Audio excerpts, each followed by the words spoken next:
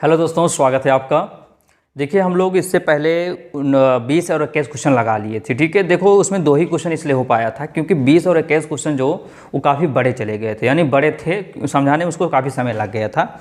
इसलिए आज हम उसके आगे बढ़ते हैं, यानी 21 के बाद हम लोग आगे बढ़ते हैं, 22 नंबर क्वेश्चन आते हैं। ठीक है, इससे पहले अगर आप लोग 21 क्वेश्चन तक या नहीं देखे होंगे, आप लोग जाकर चैनल की प्लेलिस्ट में अवश्य उसको देख लीजिए। ठीक है, वहाँ पर आपको विधिवत तरीके से समझाया गया है, आप उसको समझ सकते हैं। ठीक है, तो हम लोग बढ़ते हैं, देखते हैं। क्वेश्चन नंबर 21 हो गया था, 22 की बात करते हैं। तो 22 में क्या कह रहा है कि दो बिंदु आवेश +9q एवं +e एक दूसरे से 19 सेंटीमीटर, सॉरी 19 नहीं 16 है ना, 16 सेंटीमीटर की दूरी पर स्थित हैं। ठीक है, इनके बीच, अरे गलती हो जाती है कि नहीं, इनके बीच एक आवेश q को कहाँ रखा जाए कि वह संतुलन में हो। क्या है, वह संतुलन में हो। ठीक है, कहाँ रखा जाएगा, आप ध्यान दीजिए।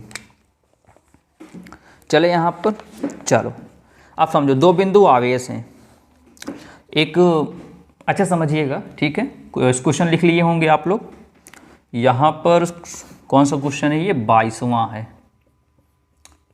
22वां हम लोग करते हैं। तो एक बिंदु आवेश ये है और एक बिंदु आवेश ये है, एक +9e है, एक पर क्या है +e है। ठीक है, एक दूसरे से कितने सेंटीमीटर रखे गए हैं, 16 सेंटीमीटर की दूरी पर रखे गए हैं।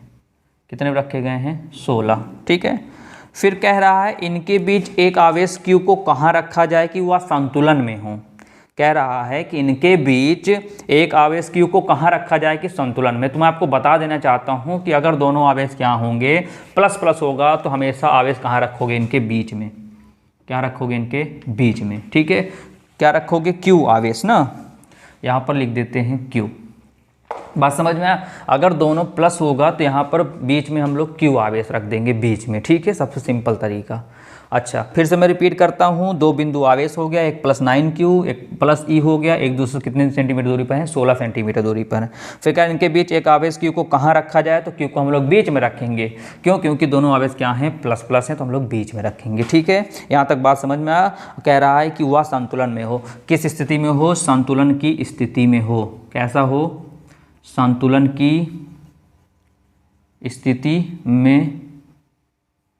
संतुलन की स्थिति मतलब ये होता है कि F1 बराबर क्या होगा, F2। क्या होगा, F1 बराबर F2।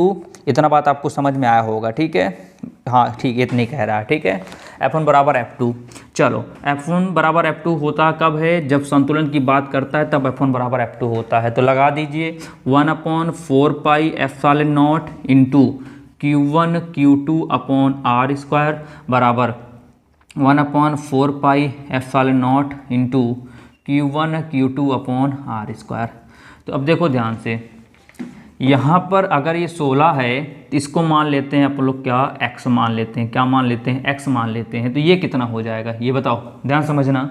ये टोटल 16 है, अगर इसको x माने हैं तो ये कितना हो जाएगा, 16 माइनस x। कितना हो जाएगा, ये 16 माइनस x हो जाएगा। इतना तो आपको पता है। ठीक है, बड़ा वाला 16, इसको x में इतना कितना हो जाएगा, बड़े में से एक छोटा घटा दें, कितना आ जाए, 16 माइनस x। ठीक है, तो एक बार F1 इसको मान लेते हैं। यहाँ पर जो बल लगेगा तो क्या होगा, F1 मान लेते हैं। यहाँ पर क्या होगा, F2 मान लेते हैं। तो चलो लिखते हैं, इसकी वैल्यू कितनी है, 9 × 10⁹ इंटू Q1 यहाँ पर कितना है, 9e इंटू Q2 कितना है, Q है, अपॉन R कितना है, यहाँ पर x है तो x का स्क्वायर बराबर, इसका वैल्यू कितना है, 9 × 10⁹ इंटू, अब देखो F2 के लिए बताओ, यहाँ Q1 हो गया Q इंटू Q2 कितना हो गया, E हो गया, अपॉन R कितना है, R है 16 माइनस x का होल स्क्वायर। यहाँ तक बात आपको समझ में आ गई होंगी, कहीं पर कोई प्रॉब्लम्स नहीं आई होंगी। ठीक है,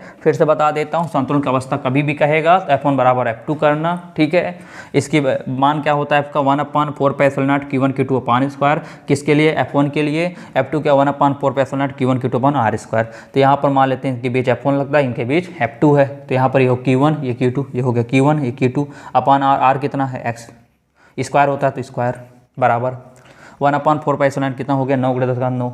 यहाँ पर इसके लिए Q1 हो गया, इसके लिए ये Q2 हो गया, अपन R, इसका R कितना है, 16 माइनस x, स्क्वायर है तो स्क्वायर लगा दिए, बस इससे ये कैंसिल। Q से Q कैंसिल, E से E कैंसिल, बचा कितना 9/x² बराबर 1/16 माइनस एक्स का होल स्क्वायर। अब लिखेंगे क्या, दोनों पक्षों में वर्ग लेने पर, दोनों पक्षों का वर्गमूल लेने पर, चलो वर्गमूल ले लेते हैं। तो जो वर्गमूल लेंगे तो यह क्या हो जाएगा, √9/x² बराबर √1/16 माइनस एक्स का होल स्क्वायर। तो 9 बाहर आकर 3 बन जाएगा, x² बाहर का x बन जाएगा, एक का एक ही होता है, स्क्वायर से कट जाएगा, 16 माइनस एक्स बचेगा। क्रॉस मल्टीप्लाई करा देते हैं तो कितना आ जाएगा, 3 16 माइनस एक्स बराबर कितना आ गया x, ये होगा 16 3 48 माइनस 3x बराबर x। तो 48, ये माइनस 3x उधर आएगा तो प्लस 3x, कितना आया 48 बराबर 3 1 4x। तो काट दें, 4 1 4, 4 दूनी 8, कितना x बराबर 12 सेंटीमीटर। ठीक है, तो इतना बात आपको समझ में आ गई होंगी, कहीं पर भी समस्या आप लोग को आई नहीं होगी। ठीक है, तो हम लोग बता सकते हैं यहाँ पर ये जो x से बता सकते हैं +9e से 12 सेंटीमीटर दूरी पर आवेश को रखा गया है। ठीक है, आंसर में कितना दे रहा है, इसमें कौन सा क्वेश्चन था अपना, 22वां क्वेश्चन था। ठीक है, तो 22वां वही है, 12 सेंटीमीटर दूर। तो आप भी लिख सकते हो जैसे अभी मैंने बोला, क्या +9e से आवेश 12 सेंटीमीटर दूरी पर। तो उम्मीद करता हूँ समझ में आ गया होगा। ठीक है, कोई दिक्कत आपको आई नहीं होगी समझने में, बिल्कुल आसान तरीका था, ऐसे ही लगने वाला है। तो हम आगे बढ़ते हैं, क्वेश्चन नंबर 22 हो गया, बढ़ते हैं क्वेश्चन नंबर 23 की ओर। तो प्यारे मित्रों, बात करते हैं क्वेश्चन नंबर 23। देखो क्वेश्चन नंबर 23 भी सेम अभी जैसा लगाया 22 उसी तरह है बस। ठीक है, उसमें बल निकालना था, इसमें क्या है, इसमें हम वैद्युत क्षेत्र की तीव्रता पता करेंगे। ठीक है, तो देखो क्या है, 2 बिंदु आवेश क्रमशः 5 + 5 × 10⁻19 कूलाम तथा +10 × 10⁻19 कूलाम 1 मीटर की दूरी पर स्थित हैं। तो देख लेते हैं, एक यहाँ पर हो गया और एक यहाँ पर हो गया। तो यहाँ पर स्थित है एक आवेश +5 × 10⁻19 और यहाँ पर एक है कितना, +10 × 10⁻19 और इनकी कुल दूरी कितनी स्थित हैं, 1 सेंटीमीटर पर। ठीक है, यहाँ तक बात समझ में आ गई होगी। फिर कह रहा दोनों आवेशों को जोड़ने वाली रेखा के किस बिंदु पर वैद्युत क्षेत्र की तीव्रता शून्य होगी। तीव्रता क्या होगी, शून्य होगी, आपको ये बताना है। ठीक है, किस बिंदु पर होगी, जाहिर सी बात है इसके बीच में हम लोग मध्य बिंदु यहाँ ले लेते हैं। तो यहीं पर क्या होगा, वैद्युत क्षेत्र की तीव्रता शून्य होगी, जो चीज़ कह रहा है किस बिंदु पर। तो कैसे पता किया, कहाँ पर होगा बिंदु, अभी जस्ट बताया। अगर ये प्लस आवेश तो बिंदु कहाँ होगा, बीच में होगा। ठीक है, तो यहाँ पर क्या कह रहा है, अगर जब बिंदु बीच में होगा तो जाहिर सी बात संतुलन अवस्था हो जाएगी। क्या हो जाएगी, संतुलन अवस्था हो जाएगी, संतुलन अवस्था में। तो यहाँ से क्या E1 बराबर क्या हो जाएगा, E2। अब आप ये ना कहिएगा अभी सर आप F1 F2 बताएं, अब यहाँ से E1 E2, क्योंकि क्वेश्चन में साफ साफ कह रहा है कि 2 बिंदु आवेश क्रमशः इतना तथा इतना 1 मीटर की दूरी पर स्थित हैं। दोनों आवेशों को जोड़ने वाली रेखा के किस बिंदु पर वैद्युत क्षेत्र की तीव्रता शून्य होगी, किस बिंदु पर, ये पूछ रहा है। तो बिंदु बीच में ही मान लिए। तो इतना बात आपको समझ में आ गई हो, कोई दिक्कत नहीं आई होगी। इतना बात समझ में आया, आगे बात करते हैं। ठीक है, तो देखो इस बिंदु के कारण वैद्युत क्षेत्र तीव्रता इधर लगेगी, इसको मान लेते हैं E1। इस बिंदु के कारण वैद्युत क्षेत्र तीव्रता इधर लगेगी, इसको मान लेते हैं E2। क्या मान लेते हैं, E2। ये बताओ यहाँ पर कोई बिंदु है तो मान लेते हैं यहाँ से लेकर यहाँ तक की दूरी कितना मान लिया, x मान लिए भाई, यहाँ से यहाँ तक x मान लिए। तो ये कितनी हो जाएगी, टोटल 1 है तो 1 में से कितना घटा देंगे, x को घटा देंगे तो इसकी निकल आएगी। बात समझ आए, टोटल दूरी 1 है, इसको मान लिया x, इतनी क्या हो जाएगी भाई, बड़े में से जो सबसे बड़ा उसमें छोटा वाले जो बचा घटा देंगे, जो बचेगा वही तो आएगा। चलो निकाल लेते हैं। इसका सूत्र होता है क्या, 1/4πε0 Q/r। क्या होता है, Q/r², ये तो होता है। तो Q/r² होगा तो करेंगे क्या, अब बताओ यहाँ से Q कितना है, किसके निकाल, E1 का Q कितना है, E1 वाला, ये कितना है, ये है ना, कितना हो गया 10 × 10⁻19 अब बटे r कितना है इसके, 1 - x का होल स्क्वायर बराबर।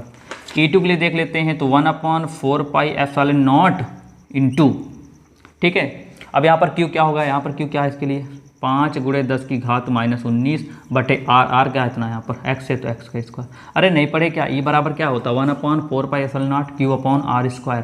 ये तो पढ़े विद्युत सूत्र, ठीक है। बल थोड़ी निकाल रहे हैं Q1 Q2 लगेगा यहाँ पर, तो बल हम लोग नहीं निकाल रहे हैं, हम लोग क्या निकाल रहे हैं E1 E2 तीव्रता पता कर रहे हैं ना। यहाँ से सूत्र यही होता है। यहाँ पर E1 के लिए चेक करते हैं तो E1 के लिए आवेश यहाँ पर लग रहा है, E2 के लिए आवेश यहाँ पर लग रहा है। तो ये हो गया E1 वाला आवेश, ये हो गया अपॉन आर इनके बीच की दूरी ये हो गई, स्क्वायर हो गया 1/4πε0। और यहाँ पर क्या लिखा E2, और E2 के लिए क्या है आवेश 5 गुणे 10 -19 बटे इनके बीच की दूरी x हो गई। इससे ये कैंसिल हो गया, इससे ये कैंसिल हो गया। 5 एकन्नम 5, 5 दूनी 10, कितना हुआ 2/1 - x का होल स्क्वायर बराबर 1/x का होल स्क्वायर। अब क्या करते हैं, इनका वर्ग कर लेते हैं फिर से। जब वर्ग करेंगे तो यहाँ पर ऐसे लिख देंगे 2/1 - x का होल स्क्वायर बराबर 1/x का होल स्क्वायर अपॉन, ऐसे लिख देंगे। इसका करेंगे तो √2 बाहर हो गया, इसका करेंगे तो स्क्वायर से √ कट जाएगा, 1 - x आएगा। एक का कुछ नहीं होता, एक ही होता है, इसका होगा x होगा। अब इसको क्रॉस मल्टीप्लाई कराते हैं तो √x बराबर 1 - x, तो इस x को इधर भेज देते हैं तो √x प्लस x बराबर 1। तो यहाँ पर क्या करते हैं, यहाँ से x कामा ले लेते हैं तो बचा कितना √2, यहाँ पर कितना +1 अब बराबर 1। भाई x को बाहर कर लिया ना, तो x यहाँ पर √2 का मान होता है कितना 1.414 अब +1 बराबर 1। तो x जोड़ लो, 1 1 कितना हो जाएगा 2.414 बराबर 1 आ जाएगा। तो x का मान निकाल लेते हैं तो 1/2.414, ठीक है। अब इसको सॉल्व कर लेते हैं। x बराबर जब इसको भाग देंगे ना आप लोग तो 0.414 ये आएगा, ठीक है। ये आएगा मीटर में, किसमें आएगा मीटर में आएगा। देखो अच्छा मीटर में दिया था, इसको मीटर कर लेते हैं, ये मीटर दिया था ना। अच्छा तो अभी आपकी बुक में ये आंसर नहीं मिल रहा होगा, तो यही आंसर सही है, परेशान नहीं होना है। बुक वाला जो है ना उसको सेंटीमीटर में किया गया, तो हम लोग क्या करते हैं सेंटीमीटर कर देंगे तो कितना आ जाएगा, ये 41.4 सेंटीमीटर ये आ जाएगा बुक का आंसर। फिर तो ये भी सही है, ये भी सही है, बस समझ में आया ना। ये मीटर में है लेकिन लाना हमको सेंटीमीटर में, तो किताब का आंसर आ जाएगा। तो उम्मीद करते हैं आपको ये क्वेश्चन भी लाजवाब तरीके से समझ में आ गया होगा, ठीक है। जस्ट ऐसे ही क्वेश्चन जो अगला दिया गया है इसमें भी ऐसा क्वेश्चन दिया। कौन सा क्वेश्चन, 24वां वाला, कितना दिया है 24वां, ठीक है ना। तो 24वां क्वेश्चन आप लोग ऐसे ही लगाइएगा सिर्फ। अब देखिए, अब एक दिया है प्लस कूलाम आवेश दिया है और क्या दिया है माइनस माइक्रो कूलाम आवेश दिया है। तो यहाँ पर जो बिंदु रखोगे ना वो बाहर की दिशा में रखना। कहाँ रखना, उन दोनों के बाहर रखना। क्या रखना, बाहर रखना। अब बाहर रखने के बाद सॉल्व कर लेना, आसान तरीके से आ जाएगा, ठीक है। तो अगर कहीं भी आपको समस्याएं आई होंगी अभी तक समझने में, तो देखिए नीचे जो कमेंट दिया रहता है वो आपके कमेंट करने के लिए होता है कि कमेंट कीजिए, कहीं डाउट हो तो उसको पूछिए, ताकि हम आपके डाउट को पढ़ें और बिल्कुल अच्छे तरीके से उसको सॉल्व कर सकें, ठीक है। तो उम्मीद करते हैं आपको आज का सेशन बिल्कुल लाजवाब तरीके से समझ में आया होगा। तो कल इसके आगे चर्चा करेंगे, तब तक के लिए नमस्कार।